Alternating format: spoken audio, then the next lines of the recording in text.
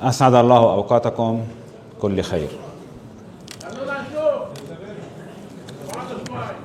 أصحاب السماحة والسيادة والنيافة، أصحاب المعالي والسعادة وممثليهم، سعادة محافظ الشمال، سعادة المقاميين، سعادة المدراء العامين، السادة ممثلي الهيئات الدبلوماسية، السادة ممثلي الهيئات البلدية والحزبية والاختيارية والنقابية، السادة ممثلي رؤساء الجامعات الخاصة ومدراء كليات الجامعة اللبنانية، السادة ممثلي قادة الأجهزة العسكرية والأمنية، السادة ممثلي الهيئات الاقتصادية والثقافية والاجتماعية والكشفية والرياضية والإعلامية، السادة ممثلي الفصائل الفلسطينية، أيها الحضور الكريم،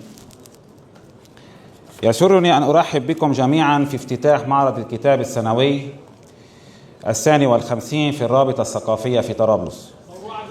هذا الحدث العريق الذي شكل على مدى عقود مساحة حية للعلم والمعرفة، وملتقى للأدباء والمفكرين والطلاب وكل عشاق الكلمة الحرة، ونافذة مشرعة على الفكر والإبداع.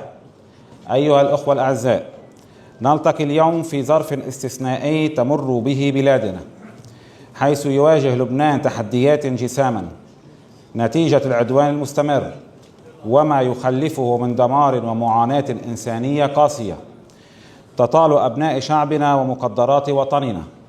ومن هذا المنبر الطرابلسي نعبر عن إدانتنا الشديدة لهذا الإجرام الدائم، ونؤكد تمسكنا بحق لبنان في الأمن والسيادة والاستقرار، ووقوفنا إلى جانب أهلنا في مواجهة هذه الظروف الصعبة. أيها الحضور الكريم، إن إقامة هذا المعرض في ظل هذه التحديات ليس مجرد نشاط ثقافي عابر، بل هو موقف وطني وثقافي بامتياز، ورسالة واضحة بأن الثقافة لا تهزم، وأن الكلمة أقوى من كل محاولات القهر والإلغاء، حيث يتحول الكتاب إلى أداة وعي ومنبر حر وسلاح حضاري في مواجهة الجهل والتطرف والانهيار. وفي هذا السياق تأتي الأنشطة الثقافية والفكرية المواكبة للمعرض لتكون انعكاسا حقيقيا لنبض الشارع اللبناني، استدور في فلك إدانة العدوان والتأكيد على التضامن الوطني ودعم المواطنين في مواجهة الأزمات المتلاحقة.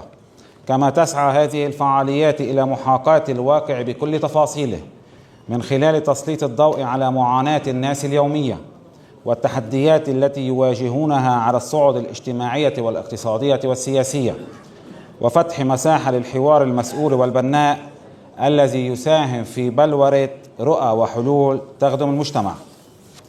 أيها الحضور الكريم، من هذا المنبر العروبي والوطني الأصيل نؤكد وقوفنا الثابت إلى جانب مؤسسات الدولة اللبنانية ورموزها، باعتبارها الضمانة الأساسية لوحدة الوطن وصون استقراره وحماية سيادته. وفي الوقت نفسه نؤكد رفضنا القاطع لكل أشكال التطبيع مع العدو الصهيوني،